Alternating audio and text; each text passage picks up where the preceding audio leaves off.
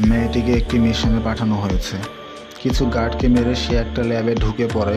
তারপর ডক্টরকে মেরে সেই ল্যাব ব্লাস্ট করে পালিয়ে যায়। এরপর আমাদের উইন্টার সোলজারকে দেখানো হয়।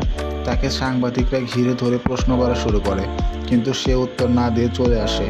এরপর আমাদের ভ্যালেন্টিনাকে দেখানো হয়, যার নামে কেস চলছে ইললিগ্যাল অপারেশন আর এক্সপেরিমেন্টের, কিন্তু প্রমাণের অভাবে তাকে কিছু করা যাচ্ছে না। ভ্যালেন্টিনা বলে অ্যাভেঞ্জার্সরা এখন আর নেই, এখন কোনো বিপদ আসলে কেউ আমাদের বাঁচাবে না, তাই আমাদের দরকার নতুন সুপার হিরো, আর আমি সেটা নিয়েই কাজ করছি। এরপর আবার সেই মেয়েটিকে দেখতে পাই, তার নাম এলিনা। ভ্যালেন্টিনা তাকে নতুন মিশন দেয়। এলিনা বলে সে আর কোনো মিশনে যাবে না, এটাই লাস্ট।